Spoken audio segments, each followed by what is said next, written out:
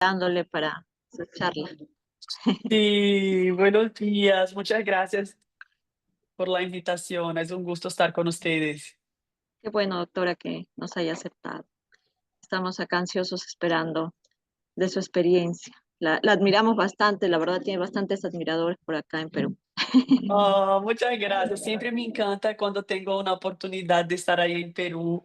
Las personas son tan amables, la comida deliciosa. Es siempre un gusto, un gusto. Qué lindo, doctor. ¿Puedo ir empezando? Sí, probamos las diapositivas y ahorita hago la presentación Ok, para ver que todo esté bien. voy a poner ya la diapositiva, que es un video, porque así ya vemos si está bien. Ah, sí. ¿Qué tal, Bruna? ¿Cómo estás? Hola, doctor ¿Cómo Castro, estás? ¿cómo ¿Qué estás? Gusto tal? verte. Qué gusto. Pero ahí no se ve. ¿El Todo bien. video ¿No? logran verlo? A ver, lo vemos acá en la pantalla, pero esperen, a ver, un ratito. Ahorita lo vamos a ver si, pero acá no Ok, se ve. ¿Sí? Ah, ya. ¿Sí? Sí se ve, doctora. ok, Y entonces, perfecto. así hacemos la presentación, ¿no?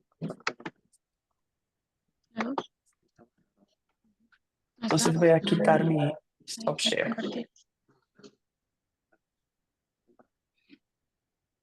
Pero para compartir la presentación también. De una vez hago la presentación.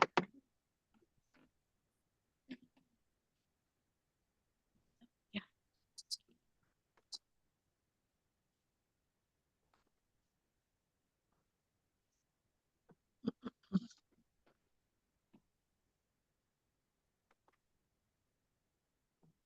¿Ya está? ¿Ya bien? Casi. ¿Comenzamos? Y del doctor. Ya, está bien. Buenos días con todos los que nos acompañan de manera presencial acá en el auditorio del Instituto Nacional de Oftalmología de Perú y también los que nos acompañan vía Zoom. Hoy día tenemos una charla magistral con la presencia de la doctora muy reconocida a nivel mundial, la doctora Bruna Ventura. Y tenemos como moderador a un maestro que ha sido de nosotros, ¿no? De la Casa del Vino, el doctor Juan Carlos Castro. El tema de hoy es catarata congénita, mi técnica quirúrgica con colocación de lente intraocular. Bueno, como moderador contamos al maestro, al doctor Juan Carlos Castro. El doctor Juan Carlos es especialista de oftalmología por la Universidad Federico Villarreal, la subespecialidad de oftalmología pediátrica y estrabismo acá en el Instituto Nacional de Oftalmología. Ha sido profesor de la Facultad de Medicina de la Universidad Cayetano Heredia, miembro de varias sociedades, entre ellas es miembro del SOPLA, también del CLADE. Ha sido past president del Centro Peruano de Estrabismo y Oftalmopediatría. Ha sido jefe del servicio de Oftalmopediatría y Estrabismo de acá del INE. Tenemos la presencia de la doctora Bruna Ventura. La doctora Bruna Ventura ha hecho doctorado y posgrado por la Universidad Federal de Sao Paulo, UNIFES, coordinadora de enseñanza de la Fundación Altino Ventura en Recife, Brasil, y es oftalmóloga del Hospital Hop en Recife, Brasil. Tenemos mucho gusto de tenerlos acá con nosotros y los vamos a recibir con un fuerte aplauso.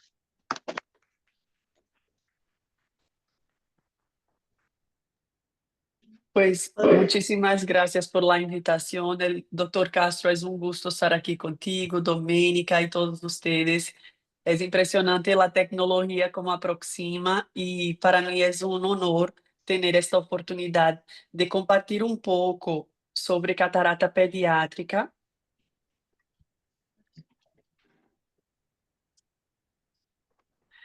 Voy a hablar, es lógico que mi tema es mucho sobre lentes intraoculares, pero van a ver que quisiera traer para ustedes lo que, además del lente específicamente, los tips, las perlas que a mí son fundamentales para un éxito en relación a la cirugía de la catarata pediátrica.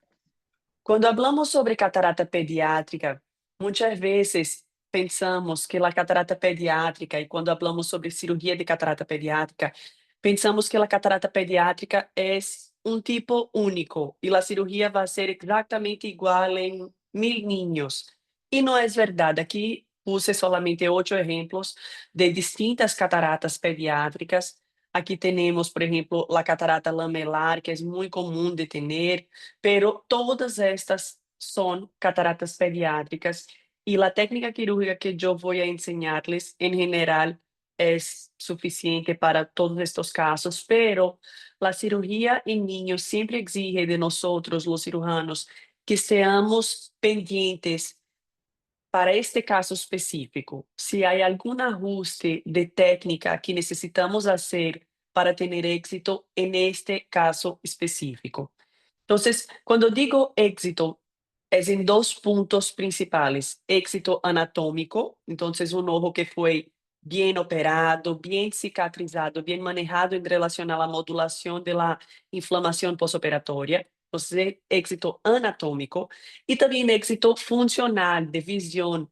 Es una lástima cuando un niño es muy bien operado, pero no hace la parte del postoperatorio en relación a, por ejemplo, las gotas, o si hace las gotas, tiene una muy buena cicatrización ocular, anatómicamente perfecto para visión, pero es desafortunado cuando no desarrolla visión porque hizo falta, por ejemplo, utilizar las gafas o hacer estimulación visual. Entonces, no desarrolla visión. Hay que estar siempre pendiente en relación a estas dos cosas, el éxito anatómico y el éxito funcional también.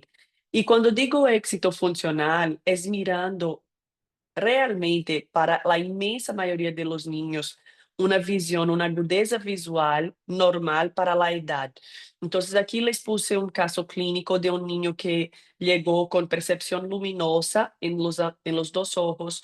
Tenía, además de la catarata congénita, que es la opacidad del cristalino, tenía también microsferofaquia, que es cuando el cristalino es más pequeño y más globoso. Eso en los dos ojos. Le operé a los 6 meses y después de 1 año y 2 meses de follow-up, en los dos ojos, ojo derecho y izquierdo, mira aquí, para la edad ya está dentro de lo que es considerado, que es eso en gris, de lo que es considerado normal para la edad. Entonces, eso es lo que queremos. Es un éxito anatómico, pero también funcional. El funcional es totalmente dependiente del anatómico, por eso que viene antes, pero necesitamos no solamente estar pendiente en relación a la anatomía, la restauración de la anatomía, pero también en relación a la función de ese ojo. Entonces, en relación al momento quirúrgico, no hay un consenso específico. Hay personas que dicen, ay, si diagnosticas una catarata a las 3, 4 semanas de vida, ya la opera. Hay otros que esperan alrededor ahí de 10 semanas de vida. Hay otros que esperan aún más.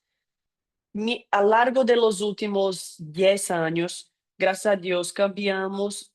La mayoría de los colegas que esperaban para operar 1, 2 años pasaron a operar cada vez más temprano. Yo aprendí a operar catarata pediátrica con mi padre y él empezó desde la década de 90 y siempre tenía como edad ahí cerca de 3 meses de vida para operarse, ya implantando un lente, como un lente de implante primario. Y hoy esta es mi rutina, entonces es a partir de las 10 semanas de vida, entonces 2 meses y medio de vida, ya estar operando estos niños. Y en la mayoría de los casos, sí es posible el implante de lente intraocular. Cuando la catarata es bilateral, importante intentar no dejar un intervalo muy grande entre las cirugías de los dos ojos para que no funcione como una catarata unilateral, que tiene un pronóstico más reservado que la catarata bilateral. Entonces, en general, la fecha ideal para operarse el segundo ojo, 1 semana, 2 semanas. Entonces, opera el primer ojo, empezar la cicatrización y luego sigues con la cirugía del segundo ojo. En relación al cálculo de lente, yo siempre digo cómo es importante hacer las medidas biométricas. De la misma manera en que hoy en día, con la cirugía de catarata moderna en adultos, no consideramos ideal, es lejos del ideal, utilizar promedios de la población, sea para una ceratometría, sea para un diámetro anteroposterior, sea para un poder de lente, no hacemos eso en adultos. Entonces, ¿por qué queremos hacer eso en niños? Que son ojos también, ojos con cataratas pediátricas, muchas veces son menores que el normal, entonces hay una microftalmia asociada, o puede ser mayores que el normal. Entonces, es muy importante que midamos, que tengamos las mediciones para tomar las decisiones en relación al cálculo de lente y todo lo demás. Entonces, bajo sedación, yo utilizo este queratómetro portátil aquí para hacer 3 medidas de la queratometría. ¿Y por qué hago 3 medidas? Porque la repetibilidad es una de las maneras de entendermos la precisión de esta medida. Además de ver y fijarme en la repetibilidad, yo también me fijo en relación a cómo está el plácido que el aparato reflete en la córnea de este paciente. Entonces, un plácido bueno asociado a 3 medidas repetibles, concordantes, entonces estoy tranquila en relación a los datos de la córnea. Asociado a eso, una biometría de inmersión que hago con este aparato de aquí. Si no logras una biometría de inmersión, puedes hacer de contacto. Sí, puedes hacer de contacto, pero si está disponible la de inmersión, mejor, porque no tiene la dependencia de si al tomar la medida está presionando más o menos la córnea. Entonces, hay alternativas para la medición en sí. Entonces, usar promedios para la edad, utilizar la refracción afáquica intraoperatória, pero la más precisa es cuando medimos los datos de este paciente. Yo utilizo de rutina la fórmula Holiday 1 para hacer el cálculo de lente. Hicimos un trabajo reciente que todavía no está publicado, está en trámite de publicación, comparando todas las fórmulas, y vimos que en nuestros pacientes la Holiday 1 y la SRKT, que también es muy usada en la literatura, las dos, eran muy semejantes en relación a precisión del cálculo biométrico. Entonces, seguimos usando la Holiday 1. Bruna, estoy haciendo la cirugía y voy a implantar un lente hoy con el niño con 10 semanas de vida, pero este niño va a crecer, va a cambiarse, el ojo también va a cambiarse. ¿Cómo hacemos para que no tenga una miopización importantísima y termine con una miopía muy importante a lo largo de las primeras 2 décadas de vida? Entonces, hacemos una hipocorrección del poder del lente. Y quisiera explicarles esta tabla de manera más detallada. Entonces, por ejemplo, aquí es la edad del paciente en la cirugía y aquí es la cantidad de hipocorrección, perdón, hipocorrección. Entonces, disminución de la corrección del poder del lente. Entonces, si yo voy a operar un niño con 10 semanas de vida, o sea, tiene menos de 3 meses de vida, hago sus medidas biométricas, hago el cálculo con el Holiday 1 y la Holiday 1 me sugiere que yo implante un lente más 30 dioptrías para la hemetropía hoy. Lo que voy a hacer es disminuir 9 dioptrías de esta lente. Vamos a hacer una hipocorrección de 9 dioptrías. En vez de implantar un lente de más 30, voy a implantar un lente de más 21 dioptrías. Y de esta manera, el paciente se queda con una hipermetropía residual y a medida que va creciendo y va teniendo todo el crecimiento y modificaciones biométricas de este ojo, esta hipermetropía residual va a disminuir a lo largo del tiempo en los primeros años de vida. Esta hipocorrección de 9 dioptrías es en el plano del lente. A veces la persona dice, ay Dios, pero va a quedarse con una gafa de 9 dioptrías en la refracción. No. Esta hipocorrección de 9 dioptrías en las gafas va a traducir para más o menos 5,5 a 6 dioptrías de hipermetropía, que se queda ahí de reserva, como una reserva, para que mientras este ojo va creciendo y teniendo todos los cambios anatómicos, esta hipermetropía va a disminuir hasta estar muy cerca de cero. Importante decir que no es que va esta hipermetropía, la idea es que disminuya hasta muy cerca de cero y que el paciente se quede sin gafas ahí cerca de los 4 años, 5 años de vida. La idea no es quedarse sin gafas, hasta porque cuando quitamos el cristalino de este niño e implantamos un lente monofocal, este niño va a necesitar de corrección para cerca. Pero significa que cerca de los 4 años, este niño va a estar solamente más dependiente de las gafas para las actividades de cerca. Entonces, si practica algún deporte, si va a la playa, si va a la alberca, está en estos momentos puntuales sin las gafas, está viendo todo y sin una dificultad para las actividades diarias. ¿Cuál lente implantar? Entonces, yo soy muy enfática en escoger la hidrofóbica. Hay lentes, hay estudios enseñando el uso de lentes hidrofílicas en niños, sí hay, pero por algunas razones no es la que yo recomiendo. Algunas razones que voy a decirles. Entonces, los lentes hidrofílicos, los distintos que sea, de cualquier casa que sea, de cualquier fabricante que sea, sí pueden opacificar en contacto, por ejemplo, con el aire. Y van a ver que mi técnica quirúrgica, al final de la cirugía, incluye llenar la cámara anterior con una burbuja de aire. Entonces, hay contacto del lente con aire. Segundo, a pesar de nuestra casuística ser extremamente raro un desprendimiento de retina a lo largo de la vida de este niño, sí puede ocurrir. Y si ocurre y necesitas poner aire de nuevo, es el contacto del lente con el aire. Tercero, este saco capsular con la cicatrización, hay una tendencia a si es una lente muy moldable o sin mucha resistencia, hay un mayor riesgo de una síndrome de contracción capsular importante, fimosis. Entonces, por todo eso, es mi preferencia los lentes hidrofóbicos y son los lentes que utilizo en todos mis niños desde cuando empecé a operar hasta hoy. El lente que yo he puesto más en mi vida en niños es un lente que se llama lente Type 7 de Alcon. Se parece con la MA60. Si fijan aquí, este es un niño que tiene aniridia, entonces logramos ver el anillo endocapsular en su saco capsular y aquí este lente de 3 piezas. Se parece con la MA60C, es de 3 piezas, pero es más pequeña que la MA60C. Entonces, mismo en ojos con microesferofáquia o niños con 10 semanas de vida, que las dimensiones del saco capsular son más pequeñas que el adulto, logro poner este lente en 99.9% de mis pacientes.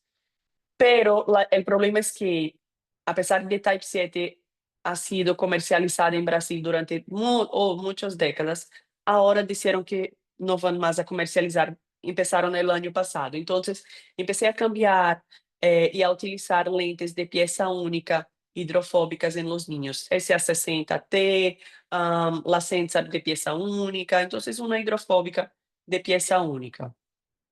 ¿Dónde implantaron lente intraocular en niños? En el saco capsular. Entonces, nunca implantaron lente de pieza única en el sulcus de este niños. Los lentes de pieza única tienen borde cuadrado, son gruesas, tienen ápticas gruesas. Entonces, en un niño pequeño, que es el ideal cuando estamos hablando de operarlos, este lente en el sulcus tiene una grande chance de tener la síndrome de uveitis, glaucoma y la parte toda de inflamación intraocular. Entonces, es muy importante cuando pensamos en niños, el lente intraocular idealmente en el saco capsular. De ahí la importancia de hacer una rexis muy bien hecha, preservar este saco capsular mientras estás operando, porque idealmente este lente va a estar en el saco capsular. Cuando yo por alguna razón implanto un lente en el sulcus, es un lente de 3 piezas con la óptica capturada posteriormente por la rexis anterior. Entonces, esta captura reversa, entonces los ápticos están en el sulcus, pero la óptica está abotonada, está capturada por la cápsula rexis anterior. Eso hace con que el lente se proyecte más hacia atrás. Y solamente hago eso cuando, por ejemplo, ya tuve, son casos muy raros, pero ya tuve un niño que, y fue hasta este niño aquí del primeiro slide, este de aquí. Cuando quité, fíjense que tiene esta opacidad muy bien delimitada aquí. Cuando yo empecé a aspirar la catarata, y siempre empiezo a aspirar de la periferia y después voy hacia el centro. Cuando empecé a aspirar, yo vi que todo eso aquí era una grande abertura en la cápsula posterior. Entonces, no me quedé segura de implantar un lente de 3 piezas en su saco capsular. Y lo que hice fue implantar el lente en el sulcus, pero con la óptica capturada y el niño evolucionó súper bien. Entonces, en estos casos específicos podemos hacer así. En relación a las incisiones, yo siempre suturo mis incisiones con un Vicryl 10 ceros. Y eso hace, entonces aquí ven mi incisión principal y mi paracentesis. Al final de mi cirugía, estas dos van a estar con suturas. Mi incisión principal, cuando el lente es de 3 piezas, es de 3.5 milímetros. Entonces yo doy 2 suturas con el Vicryl 10 ceros, mientras aquí, que es una paracentesis de 1 milímetro, yo doy una sutura. Si necesito hacer paracentesis accesorias para, por ejemplo, poner retractores irianos, cada paracentesis va a recibir una sutura al final de la cirugía. ¿Por qué hago eso? ¿Podría hidratar la incisión y estar todo bien? Sí, podría, pero todo en niños el suceso de la cirugía en niños es como en toda cirugía, es una sucesión de sucesos en pequeños puntos. Y los niños son difíciles de entender que están en un postoperatorio, que no pueden pegar el ojo, que no pueden estar con sueño, por ejemplo, y flotar el ojo, o pegarlo, o el hermanito pegarlo sin entender que está en un postoperatorio. Entonces, yo prefiero estar segura que, por ejemplo, si voltea al dormir arriba del ojo, presionando el ojo que yo acabo de operar, que haya algo a más trayendo seguridad. Y el Vicryl es un hilo absorbible, entonces no necesitas quitar este hilo en la mayoría de los pacientes. En relación a la capsulorhexis anterior, yo puse aquí para ustedes verem, es la parte de la cirugía que en general genera más estrés para quien está saliendo de los adultos para los niños. ¿Por qué? Porque necesitas estar pendiente de los vectores que estás generando con tu utrata. Entonces, yo siempre empiezo, fíjense que aquí no es una utrata, es un cistítomo. Yo siempre empiezo esta rexis con un cistítomo, porque la cápsula es extremamente elástica. No queréis estar tracionando zónula mientras estás intentando hacer la perforación inicial. Entonces, haces tu cistítomo, empiezas su rexis sin dificultad y luego continúas performándola, haciéndola con tu trata. Fíjense que mientras yo estoy haciendo la rexis, ¿cuántas veces yo estoy jalando la rexis después, dejándola irse, corriendo de nuevo, jalando la rexis, dejándola irse? Entonces, cuanto más cerca estás trabajando de este punto aquí de inicio de confección del flap, más seguridad tú tienes cuando estás progrediendo tu rexis. En adultos muchas veces cogemos la rexis y hacemos un flap casi en 2 tomadas del flap. Entonces, nos quedamos con nuestra trata bien lejos del comienzo del flap. En niños, cuanto más cerca del comienzo del flap estás, más logras a tener control de cómo la rexis está progrediendo conforme el vector que estás generando. Hay algunas maneras de hacer en la rexis en relación a movimentación. Uno es hacer como el adulto, en que jalas el flap y lo jalas adelante y arriba del plano de la cápsula. Eso en general es o en niños más grandes, en que la cápsula ya empieza a trabajar como una cápsula de adulto, o cuando estás haciendo tu rexis y por un miedo de irse mucho hacia la periferia está quedándose pequeña. Entonces puedes querer alargar tu rexis y luego sueles jalar como tú confeccionas en un adulto, ¿ok? Pero en la mayoría de los niños chiquitos, el movimiento de confección de la rexis es cogiéndola y traccionándola hacia el centro del cristalino en el plano de la cápsula o hacia al centro del cristalino direccionándola como al nervio óptico. De la misma manera que tenemos en adultos la maniobra de rescate en que jalas la rexis hacia atrás o hacia atrás mismo, hacia el nervio óptico, hacia atrás y el nervio óptico, posteriormente en el ojo. De la misma manera, en niños, si quieres, estás viendo que está corriendo hacia la periferia, puedes jalarla e irse al centro si es poco yendo a periferia, o si quieres una mudanza más drástica de disminución del radio de curvatura que estás haciendo, só es jalarla hacia el nervio óptico o hasta al nervio óptico y atrás, como salvamos Larynxes en adultos. Entonces van a ver aquí que Larynxes está progredindo maravillosamente el tamaño que quiero y voy a seguir con mi Utrata, haciendo la movimentación y direccionándola y el vector que yo estoy causando con base en cómo esta rexis está respondiendo al vector que yo estoy generando. Entonces, es un ojo que siempre estamos pendiente. Respondo viscoelástico. Aquí el vídeo está editado, pero si necesitas, si estás perdiendo cámara anterior, presión en cámara anterior, pon más viscoelástico. Quanto mejor presurizada e formada está a câmara anterior, quanto mais aplanada está mi cápsula anterior, mientras estou haciendo mi rexis, más control tengo de este movimiento. Aquí al final de una cirugía, la rexis anterior, yo no hidrodisecto. ¿Y por qué no hago hidrodisección en los niños? Porque no sabemos cuál de ellos, por detrás de una opacidad, va a tener una degeneración de la cápsula posterior, como por ejemplo lenticonos. Yo ya vi lenticonos que estaba allá, cuando yo aspiré la catarata, yo veía lenticonos bellísimo, pero con la cápsula preservada. Sabemos que es una área de la cápsula más frágil. Eso es un escenario. Segundo escenario, un lenticonos en que la parte central de la cápsula ya estaba absorbida. Como este de aquí que yo les dije, que era un ojo, cuando yo aspiré esta parte periférica del cristalino y evoluí para el centro, yo vi que tenía una grande abertura posterior central aquí, de este tamaño, en la cápsula posterior. Entonces, si haces una hidrodisección, muchas veces ya vas a romper esta cápsula, puedes tener contenido del cristalino indo hacia atrás. Entonces, y no necesitas, la realidad es que no necesitas.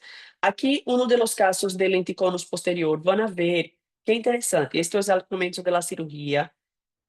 Yo empiezo aspirando la catarata desde la periferia. Fíjense que aquí, yo, en esta parte, yo solo hice manualmente mi cápsula rexis anterior, que es esta de aquí que vemos aquí. Pero van a ver que mientras quito la catarata, van a ver un otro círculo que aparece muy claramente aquí. Esto es la abertura espontánea. Mira, aquí vemos bien. Esta es la cápsula rexis anterior que yo hice y esta es la abertura espontánea que este niño ya tenía en su cápsula posterior. El tamaño perfecto, que sería el tamaño que yo hiciera la capsulotomía posterior, que van a ver que yo hago también. Entonces, fue maravilloso, funcionó súper bien, pero funcionó súper bien porque yo no hidrodisequé, entonces no tuve nada del contenido del cristalino yendo hacia atrás.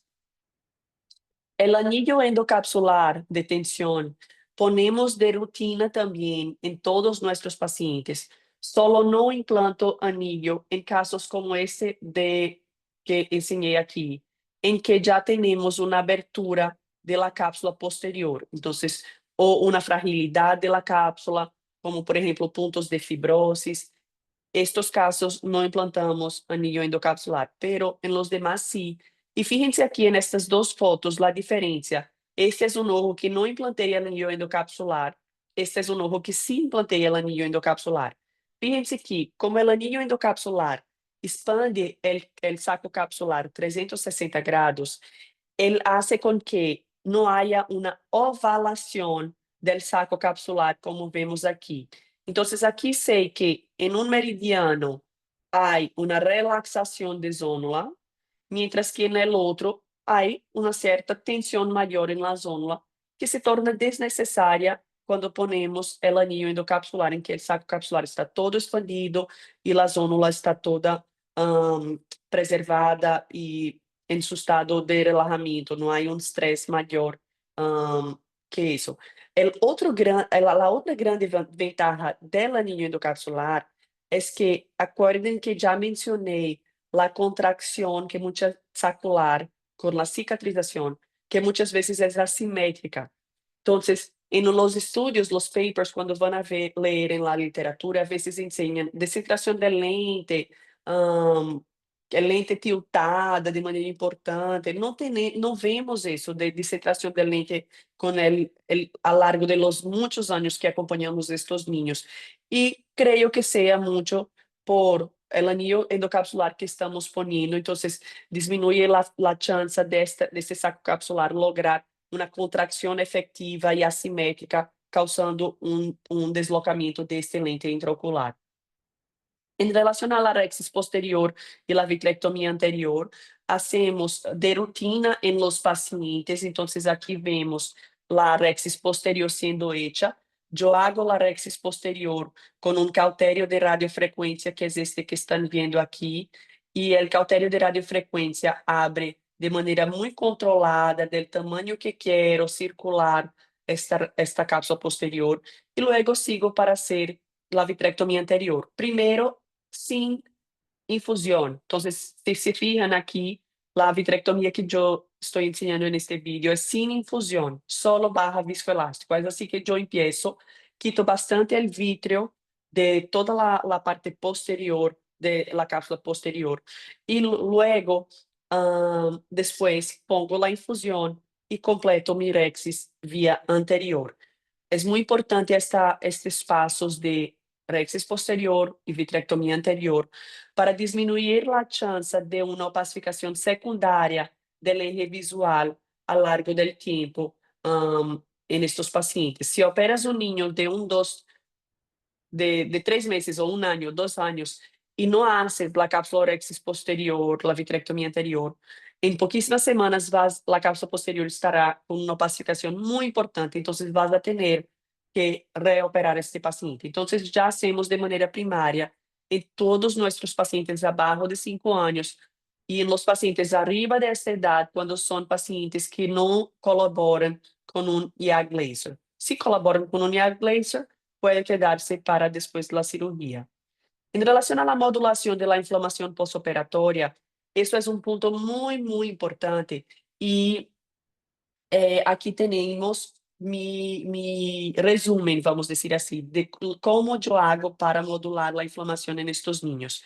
Primero, yo inyecto triamcinolona intracameral al final de la cirugía en estos ojos. Aquí vemos esto, aquí es que al final de la cirugía tengo una burbuja de aire llenando la cámara anterior, triamcinolona, que es esto blanquito que estamos viendo. Esta triamcinolona se queda en el ojo, es un corticoide de depósito. Va a estar funcionando, modulando la inflamación en las primeras semanas postoperatorias. Siempre que inyecto triamcinolona, hago asociado en el postoperatorio 30 días de dorsolamidas en gotas. A segunda maneira de corticoide que eu utilizo em todos os meus pacientes é dexametasona subconjuntival. A triamcinolona é um corticoide de depósito, já a dexametasona é um corticoide de ação rápida. E associo a isso gotas de prednisolona, que são a cada 3 horas, começam a cada 3 horas, e vai diminuindo a cada semana até completar as 6 semanas. Então, esta é minha maneira de fazer a modulação da inflamação. E para finalizar, quisiera solamente pontuar como, espero que tenham entendido, que a cirurgia de catarata em niños é uma cirurgia de muitos detalhes distintos que a cirurgia em adultos, pero é uma cirurgia que sí é palpable, querendo dizer que sí é possível de fazer. Si operas hoje um adulto, e é muito bueno operando adulto, quieres operar niños, empieza operando adolescentes, entonces teenagers, después baja más la edad, después baja más la edad, y así vas acostumbrándote con los distintos movimientos y adaptaciones de la técnica quirúrgica que necesitas hacer para estar con un buen resultado quirúrgico. Sí es posible. Y siempre acordarnos del tratamiento postoperatorio. Muy importante los padres entenderem que não é sencillamente a cirurgia. Muitos deles perguntam, doutora, ok, meu filho vai operar-se contigo, al outro dia já estará viendo normal, yo, mira, la mayor chance es que no esté viendo normal. A depender del cuadro ocular, se é solamente catarata, catarata bilateral, em muitíssimos casos já vemos que hasta a fisionomia do bebê cambia no primeiro dia del pós-operatório. O interesse por las cosas cambia. Sí, essa é uma chance real de ocurrir.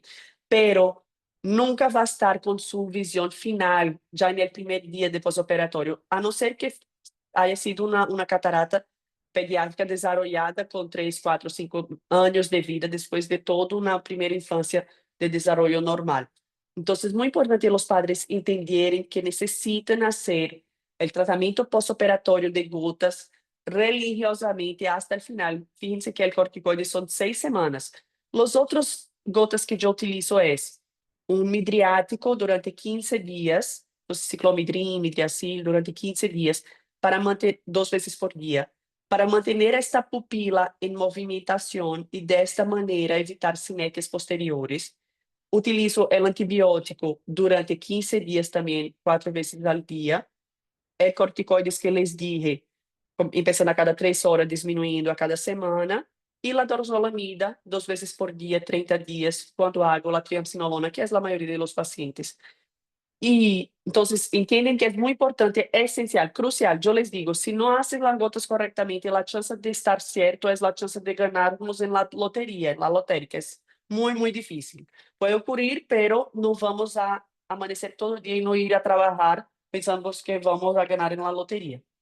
Entonces, vas a utilizar las gotas correctamente, vas a hacer las gafas, todo el tiempo del niño despierto es con gafas. Vas a hacer oclusión, si es indicado oclusión, cada caso es un caso, y la estimulación visual con un terapeuta ocupacional. Este é o trabalho mais recente que publicamos sobre catarata pediátrica e são pacientes em que ensinamos nossos resultados a largo prazo.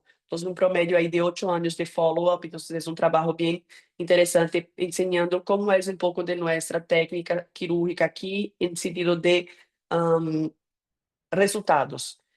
E a todos que les gustem a parte de catarata pediátrica, quisiera aproveitar esta oportunidade para invitarles a venir a Recife. Sé que es lejos, pero al mismo tiempo con la globalización es muy fácil de llegar aquí. Y a quien les gustaría estar conmigo acompañando, viendo cirugías, el postoperatorio, es siempre un gusto estar con este intercambio con ustedes. Muchísimas gracias de nuevo, doctor Castro, por la invitación. Soledad, siempre un gusto estar aquí con ustedes. Vi que en el chat tenemos, doctor Castro. Ujú. Muchas gracias, Bruna. Un placer escuchar tus charlas. He tenido la suerte de verte en muchos congresos y Sí. reunirnos y comentar sobre casos difíciles. Estoy de acuerdo en casi todo lo que tú has dicho. Eh, Ujú, Nosotros empezamos en el Instituto de Oftalmología cuando todavía estamos en otro local en 1995 y el doctor Edgardo Molina, que fue el pionero de los implantes intraoculares en el Perú, es el que me enseñó, me dijo, yo me voy a ir y tú te tienes que quedar con estos niños, tienes que aprender a hacer cirugía de catarata. En esa época lo hacíamos con la bombilla de 5E. En muchos ujú, niños no les poníamos los lentes, tampoco había los lentes de calidad que hay ahora. Y bueno, batallé mucho durante esos 5 años, del 95 al 2000. Y en el 2000 coloqué el primer lente plegable, que era una maravilla, que era el Acrisof, el Sidalco, ¿no? Y que ujú, tenía filtro amarillo, porque yo sí estaba seguro que estos niños estaban muy expuestos a la radiación ultravioleta y que este lente cromóforo amarillo sería una solución. En algunos congresos en Marbella, en Chile, me criticaron porque pensaban que con el tiempo este lente intraocular cromófobo iba a producir una inflamación, pero no fue así. Eh, ujú, Tengo la oportunidad ahora de ver a mis niños de 25 años o 28 años, algunos operados los dos ojos de catarata, pero uno es el que trabaja bien, como tú dijiste, y yo también estoy de acuerdo, el primer ojo es el que va bien y si hay mucha demora entre una cirugía y otra, el segundo ojo se convierte como catarata unilateral. Entonces, Uhum, y luego con los años me daba cuenta que se me miopizaban mucho, a pesar de que en Recife conocí a tu papá y ahí presenté mi experiencia sobre hipercorrección, ¿no? Estoy de acuerdo contigo en dejarlos como 10 dioptrías de hiper, ¿no? uhum. Hipermetropía. Los Hipermetropia. médicos decían, no, doctor, pero el lente se ve grueso, pero rápidamente estos niños se miopizan. Los que tienen Uhum, catarata unilateral se miopizan mucho más rápido todavía. Y los de bilateral también se miopizan. Tengo niños que han llegado a los 20 años con 12 de miopía, 13 de miopía, pero están trabajando, son universitarios. Y después comencé con el multifocal, porque yo dije, ¿por qué se me miopizan? Por una visión retrasada, porque los papás no cumplen el tratamiento con los lentes, porque no miran de uhum, cerca o no miran bien de uhum, lejos. No todos los papás pudieron usar un multifocal, era difícil graduar el multifocal y entonces empecé con el multifocal aéreo. Hubiera querido tener un multifocal infantil, pero no se puede poner un multifocal infantil porque el ojo crece muy rápido. Y siempre de la mano con rehabilitación y terapia, siempre de la mano con rehabilitación y terapia. Y para complementar, tenía la suerte en el INO de poder hospitalizarlos. El segmento que trabajamos en el INO es gente de escasos recursos, que las mamás no sabían echar las gotas. Y no sabían, tenían miedo de coger el ojo y echarle las gotas. Entonces se quedaban un día hospitalizados, a veces 2 días hospitalizados para aprender a echarles exactamente esto, ¿no? Un corticoide con una moxifloxacina, un acetato de prednisolona que había que agitarlo bien. También colocaba el intracameral, el corticoide sin preservante. uhum. Y también he usado siempre midrasil porque se pega muy rápidamente las sinequias, las mamás no cumplen el tratamiento, siempre hay que dejarlos con protector ocular porque lo que peor podría hacer es que las primeras noches el niño se frote y comencé a Perfeito. ponerles, lo presenté hace un congreso anterior del Perú, les ponemos en las manitos sujetadores de codos para que en la noche la mamá duerma porque muchas veces el niño se va a frotar en forma inconsciente y puede malograr la cirugía. Por lo tanto, es muy importante que el resultado sea óptimo. Como ya lo dijiste, no es lo mismo uni que bilateral. Hay que hacer una desinflamación constante. La revisión tiene que ser muy, muy periódica. La refracción tiene que ser muy periódica, porque basta que el niño no vea bien para que el ojo se miopice. Y en algunos niños estuve usando atropina al 0,12%, porque veía mucha miopización, sobre todo en el tiempo del COVID. Muchos de mis niños se miopizaron mucho porque la pantalla de cerca, a menos de 30 centímetros, y la baja luz y la mala exposición al sol hacen que este niño también se miopice. Entonces, también se Uhum. van a miopizar por abuso de pantallas y por visión cercana, ¿no? Excesiva. Eso es bien interesante. Esto de la atropina, yo utilizo de rutina cuando el niño tiene dificultad de dilatación en el intraoperatorio. Yo veo que la pupila no tiene casi movilidad. Entonces, en estos niños, yo veo que el midracil, el ciclomidrin, no va a hacer casi nada de efecto. Entonces, utilizo la atropina en estos casos. Pero Yo, yo, yo me expresé mal. Yo utilizo la atropina al 0,1% sí, como tratamiento para a largo plazo. miopización. Sí, no la atropina al 1, porque muchas veces se queda dilatado y no regresa a su estado normal. Sí utilizo la atropina al 0,1 o al 0,2%. Todas las noches por Sí, un año. sí, yo utilizo, no, yo no utilizo para la miopización, yo utilizo para la parte de movilización de la pupila, pero diluo. Yo cojo las gotas y diluo uno por uno con lubricantes. Entonces no ves la pupila dilatada como por una atropina normal que veríamos, pero logras una cierta movilidad en estas pupilas súper difíciles que necesitas de retractores para operarse y luego evitas muchas sinequias. Yo estaba viendo el chat y vi algunas preguntas bien interesantes de, por ejemplo, lentes históricos en niños. Sí, en niños más grandes yo sí considero. Entonces, si logro hacer una topografía y los exámenes con el niño sentado como un adulto, sí considero, si tiene un astigmatismo importante, entonces más que 2, 2,5 dioptrías en la córnea, sí ya implanté de astigmatismo regular, simétrico, sí ya implanté lentes históricos y con muy buena experiencia. En relación a los lentes EDOF, o sea, de foco extendido, los lentes trifocales, los lentes bifocales anteriores, me encantaría poder ofrecer a estos niños lentes que les dejaría independiente o menos dependiente de gafas, tanto de lejos como de cerca, pero no creo con la tecnología de hoy que estemos allá por algunas razones.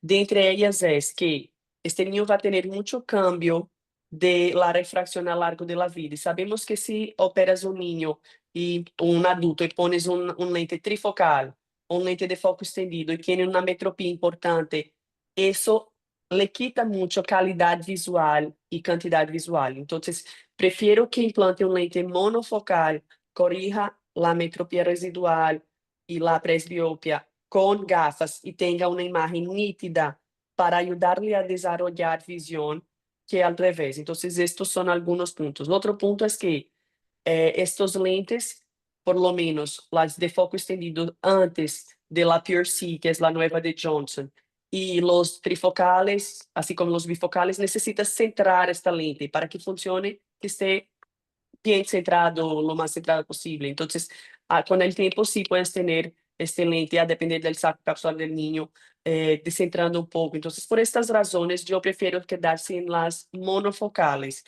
Monofocales normales, entonces monofocales punto o monofocales plus. Entonces, la monofocal plus entró de manera muy interesante. Estoy empezando a implantarla en niños y de manera con resultados promisores.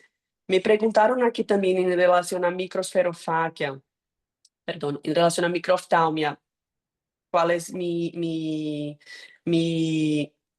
escoja en relación a en qué pacientes con microftalmia yo implanto lentes. Yo implanto lentes si el lente cabe en el saco capsular. Entonces, si tengo un saco capsular que es más grande que 7 milímetros más o menos, mismo que tenga microsferofaquia, microftalmia, lo que sea, yo implanto. Yo operé un niño que voy hasta a presentar ahora en Brascars en 2 semanas y probablemente lo estaré presentando también en ESCARS en septiembre, que es un niño que tiene 6,5 milímetros de córnea. Entonces, imagínate, normalmente tenemos 12 milímetros, 11 milímetros, él tiene mitad que eso, 6,25 para ser más exacta. Y tenía catarata también bilateral y tenía una microftalmia, el saco capsular más como una microsferofaquia. Y en él yo pensé, ok, ya está demasiado, el lente prácticamente es el diámetro de su córnea. Entonces, en este caso específico, no hay por qué estar jalando la indicación del lente. Entonces, yo dije, no, este lente, este niño se quedó afáquico, pero es muy, muy raro que deje afáquico un niño. En general, los niños que se quedan afáquico de rutina en mis manos son niños que tienen una, un diagnóstico de artrite reumatoide juvenil o idiopática, y en estos niños yo no implanto lente, o niños que tienen una microsferofaquia extrema, o sea, el saco capsular más pequeño hay que 7 milímetros más o menos medido arriba de la córnea, porque todavía tenemos la magnificación de la córnea. Entonces, en estos niños yo no implanto lente intraocular y conducimos con gafas mismo, porque quisiera oír de doctor Castro su experiencia de lente de contacto, porque nosotros aquí en Brasil, en el Nordeste, es muy, muy malo. El niño que no implanta lente, yo sé que va a utilizar gafas para faquia. ¿Cómo es su experiencia ahí en Perú, doctor? Sí, de acuerdo contigo, yo me refería a los lentes multifocales aéreos. Cuando el Ok, niño es operado, siempre son monofocales intraoculares. Y yo cuando dije multifocales eran a partir de los 4, 5, 6 años, paso a lentes multifocales aéreos. Yo estoy de acuerdo contigo. perfecto. Sí. Perfecto, perfecto. Y lo otro es, me gustó mucho que ustedes pudieran tener el Bicril 6 ceros, 10 ceros, Yes. porque nosotros ponemos el nylon, pero después el nylon molesta y se suelta. Uhum, Y entonces ese niño uhum. es muy difícil que vuelva a entrar a sala. Quizás entraría a sala para un control de presión, pero ahora con el eye care nosotros podemos controlar muy rápido la presión sin que se dé cuenta.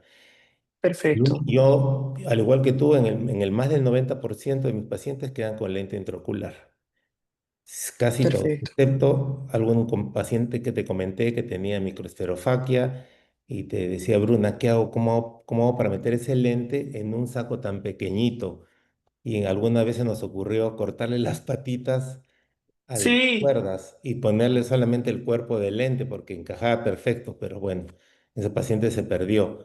El lente de contacto yo lo uso cuando el paciente no va a regresar a Lima, cuando no le quiero ponerle puntos de nylon, porque va a ser difícil que vuelva a entrar a sala. Son gente, le pongo un lente de contacto blando sin medida por una semana para que haya una buena cicatrización y luego sin que se dé cuenta se lo retiro. Solamente es para no ponerle el nylon 10 ceros en la sutura inicial porque no tenemos el Vicryl 10 ceros. perfeito.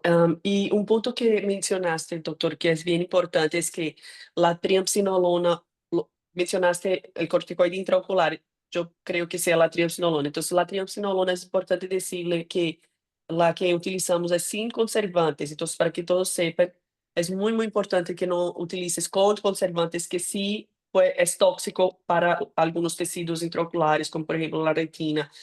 Y la cantidad de triamcinolona, la dosis es 0,03 ml de triamcinolona. Entonces, esta es la dosis que utilizamos. Siempre asociamos la dorzolamida, como les dije, y de esta manera no tenemos hipertensión ocular. También utilizo el eye care. El eye care vino a cambiar completamente el postoperatorio de estos niños y nuestra tranquilidad como cirujanos, porque logramos de verdad medir y acompañar la presión intraocular de estos niños sin tener que ponerles bajo sedación, hacerles un examen bajo sedación. Entonces, tiene esta gran ventaja de seguro. Y también la triamcinolona nos va a ayudar para ver si hay restos de vitrio. Muchas También. veces, a veces ese vitrio que queda atrapado en la herida es el inicio de una posible endoftalmitis, si es que uno no se da cuenta de eso, siempre la pupila tiene que estar redonda. Y yo me acuerdo que hace años yo ponía burbujas de aire y médicos también me decían no, porque el aire va a hacer daño al endotelio.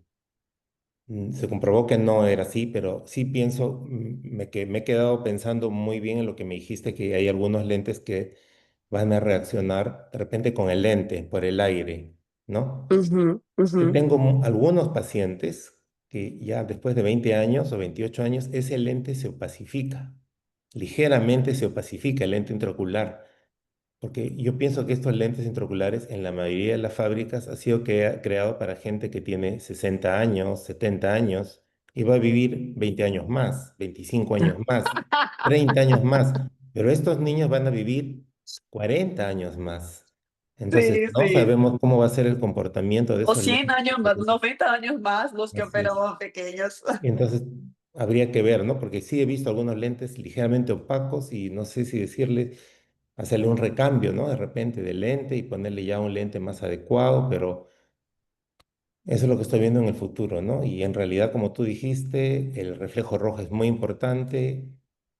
La cirugía debe ser muy importante. También en algunos casos presenté cirugía bilateral.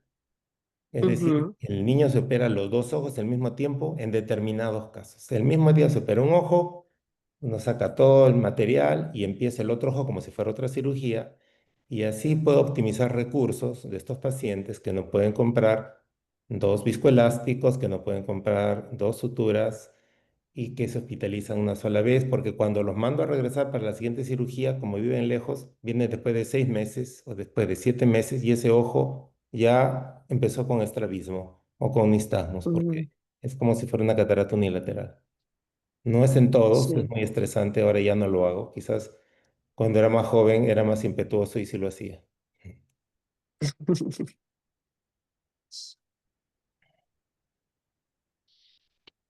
Aqui el chat preguntaron para ti, doctor Castro, ¿cuál es el esquema que usa con atropina y por qué a 0,1%? Porque son pacientes, como dije, que tienen una sola visión, que han quedado hipermétropes y que se están yendo a la miopización porque no tienen a veces el recurso de un multifocal o porque teniendo el multifocal siguen sujetos a, digamos, a visión cercana por el celular. Entonces pienso que hay algo ahí que está haciendo una miopización, sobre todo después del COVID. Muchos de estos niños se miopizaron demasiado rápido, a pesar de no tener el cristalino y la acomodación. Pienso Uhum, que la atropina al 0,1% ayuda en algo para evitar, o al 0,2%, que esta miopización avance tanto, ¿no? O sea, he tenido pacientes hasta menos de 14 miopía, menos 18 miopía, que están con lentes sim. gruesos, ¿no? Y a veces lentes de contacto para lejos y unos lentes intermedios para cerca, Uhum, pero sí me han pisado mucho, a pesar de haberlos dejado con más 8 de hipermetropía, más 9 de hipermetropía. Esa hipermetropía ha ido bajando muy, uhum. muy rápidamente, y la mayoría han quedado ligeramente miopes, pero no hipermétropes, casi todos miopes. E quanto tempo haces la atropina? Más o menos, primero es unos 6 meses todos los días, y luego voy viendo y puedo dejarlo de lunes a viernes hasta que los papás Uhum, entiendan eso, ¿no? No es en sim, todos, es en niños que son, pues, generalmente pequeños, ¿no? No grandes. perfeito, Doctora, perfeito. una duda, le habla Doménica. ¿Qué tal, Doménica? ¿Por qué la incisión que usted hace lo hace limbar y no corneal? Es una de mis preguntas. Y otra es, usted ha usado mucho tiempo lente de 3 piezas plegable, ¿no? Ahora está usando de una pieza. ¿Y por qué no uso lente de una pieza antes, no? Esas son un par de dudas que tengo Sim. ahí. En relación a la incisión, mi escoja es hacer la incisión límbica posterior porque es más estructuralmente más estable que la incisión corneal. Entonces, siempre pensando de la posibilidad de este niño tener algún accidente, flotar el ojo, dormir por arriba del ojo. Entonces, es una incisión que arquitecturalmente es más estable. Y así como el doctor Castro dijo, mis niños también salen con un protector de acrílico de la cirugía y yo les oriento a los padres a dejar el protector durante un mes siempre que durma y las primeras 2 semanas, lo máximo que puder, durante el día también, solo quitar cuando va a poner las gotas, siempre pensando en proteger este ojo de algún accidente y alguna presión más grande. En relación a al uso del lente de 3 piezas, es bien interesante porque este lente es un lente que, por tener la estructura de 3 piezas tiene más resistencia a la contracción del saco capsular mientras va teniendo la cicatrización. Este es el primer punto. Y el segundo punto es que es muy difícil que sepas que tienes un ojo con microsferofaquia antes de la cirugía. Estamos a publicar este estudio, ya está para publicación, que es enseñando cómo en ojos con microsferofaquia la mayoría no obtienen la dilatación completa como un niño que no tiene microsferofaquia. Y así muchas veces solo notas que tenéis un cristalino más pequeño y globoso cuando coges, por ejemplo, un Y y vas a ver por debajo de la iris. Y así como los lentes de 3 piezas, puedo utilizar esta técnica que el doctor Castro mencionó súper bien, que es la amputación parcial de las dos ápticas, e implantar en la mayoría de los pacientes con microsferofaquia, me da esta tranquilidad de que escogí un lente, por ejemplo, más 29 de 3 piezas, va a funcionar en un saco capsular de tamaño normal o de la mayoría de los microsferofágicos también, ¿sabes, Doménica? Entonces, estas son las grandes ventajas, en mi opinión, en relación a eso. En este trabajo que hicimos, nosotros revimos muchos años de prontuarios y todo, y solamente uno de los niños con microsferofaquia tenía una dilatación grande o suficiente para que esto hubiera sido diagnosticado antes de la cirugía. Entonces, tener una lente que es adecuada para esta amputación parcial de las ápticas y lograrnos seguir sin dejarlo afáquico, es bien interesante. Una pregunta de Jessica aquí que llegó y yo creo que es bien, bien, bien importante, es que yo les dije que con la triamcinolona y la dorzolamida, la inmensa mayoría de los pacientes no tienen una aumento de la presión intraocular. Yo diría que 98% no tienen un aumento de la presión intraocular, pero sí puede ocurrir. Entonces, el eye care, yo mido todos mis pacientes con una semana después de la cirugía con el eye care. Después de cerca de un mes de cirugía, de nuevo eye care. Y todas mis visitas, el eye care. Todos los pacientes. Y si por acaso este niño que está utilizando dorzolamida desarrolla un aumento de presión, yo agrego la latanoprosta, que en general ya tiene ahí una semana de cirugía, la latanoprosta por la noche. Y así, en general, controlas tranquilamente la presión. Luego, lo que yo cambio es que voy a dejar. Acuérdense que les dije que las gotas de corticoides se quedan 6 semanas. Entonces, en estos casos que por acá, por ventura, tienen un aumento de presión, mismo con la dorzolamida, introduzo la latanoprosta y mantengo las dos por las 6 semanas. Estoy viendo y acompañando la presión y sigue bien. Cuando paro el corticoide, después de más o menos una semana, quito la dorzolamida, acompaño la presión, se mantiene estable, después de unas 2 semanas quito la latanoprosta. Entonces hago las quito de manera escalonada, como una y después de unas 2 semanas la otra, para estar segura que no va a aumentar de nuevo la presión. El eye care consiste, que preguntaron aquí, ¿qué consiste el eye care? Es un tonómetro que es muy fácil de utilizarlo en la oficina con los pacientes. Entonces, no necesitas poner este paciente bajo sedación para hacer la medición con, por ejemplo, el Perkins. Logras utilizar este eye care y tener una muy buena idea de la presión de los niños en el consultorio. En los pacientes también con microcórnea importante, por ejemplo, este que yo les dije, de 6,25 milímetros de córnea, el Goldman, no logras, él tiene edad, él ya tiene como unos 9 años, es súper colaborativo, colabora con el Goldman, pero no logras hacer la medida con el Goldman por el tamaño de la córnea. El tonómetro de eye care es lo que toca en el ojo es muy pequeño, entonces sí logré acompañar su presión con este tonómetro también de manera adecuada. Y también es Una, importante a veces verles la paquimetría, porque hay Muy algunos niños importante. que tienen esa microcornia y tienen también una paquicornia. Entonces, a Sí, veces, la tabla no está hecha para niños, está hecha para adultos, pero de todas maneras uno podría darse cuenta que en realidad no tienen la presión alta, sino que a veces es por el grosor corneal o un edema corneal. Y te quería preguntar, ¿cómo haces con los niños Down, que a veces con síndrome de Down, perdón, o trisomía del par 21, que a veces son niños muy difíciles o niños a veces autistas y que tienen también catarata? ¿Cómo hacen para que no haya ese riesgo de que se vayan a frotar los ojos? Es un poco... muchas veces incentivo a los padres a empezar el uso, si es un niño más grande, a empezar el uso de unas gafas, por ejemplo, negras, sin grado, para ser una barrera antes de la cirugía, para que no sea todo novedad, gotas, oclusor, todo novedad. Entonces, muchas veces empiezo estas gafas antes de la cirugía. Si es un niño con Down, con síndrome de Down, que utiliza gafas para ametropia mismo, perfecto, porque ya tiene ahí una barrera, es solo quitar el lente que va a cambiar el grado de ese paciente, pero que tenga alguna barrera. Si es un niño muy pequeño con síndrome de Down, en general toleran el oclusor y no es un problema, pero más grande sí, y que tiene mucho el hábito de flotar el ojo, hay que tener este cuidado. Ujú, sí, de acuerdo. Sí. muchas gracias.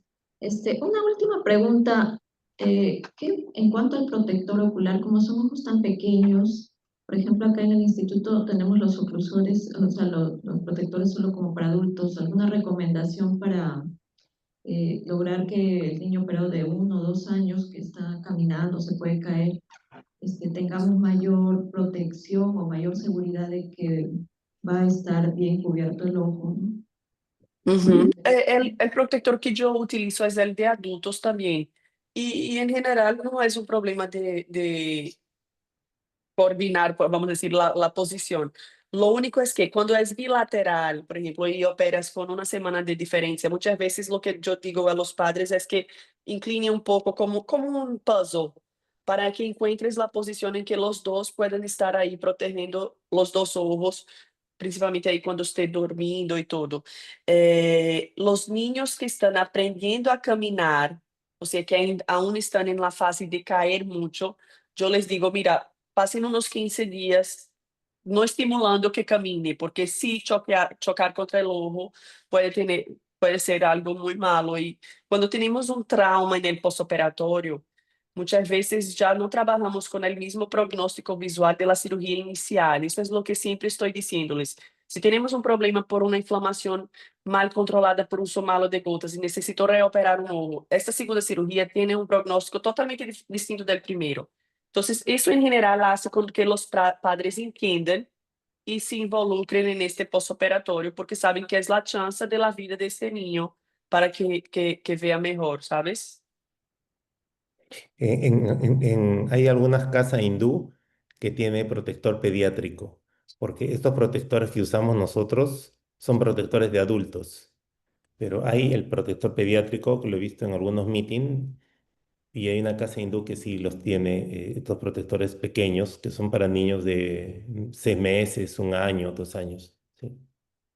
Y también, como tú decías, a veces me da una buena idea ponerles esas gafas deportivas con elástico atrás. Exactamente, y eso es lo Sí, que voy a hacer, creo. sí. Cualquier cosa que funcione como barrera, Así es. ¿verdad?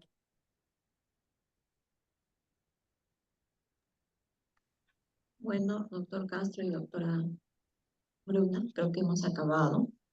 Muchísimas gracias por la ponencia, ha estado muy buena y muchos tips nos ha dado. Este es un tema que lo vemos y siempre es un reto, pues, tratar la catarata de un niño, no solamente la cirugía, ¿no? Lo que se viene después. Muchas gracias, ya tendremos el gusto de vernos de manera presencial. Les agradezco también, doctor Castro, gracias por acompañarnos.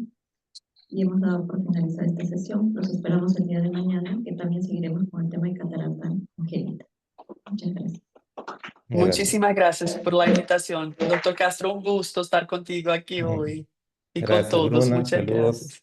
a Doménica también por la organización y un saludo muy fuerte a mi casa, Elino, y a todos los residentes que están en el auditorio escuchando.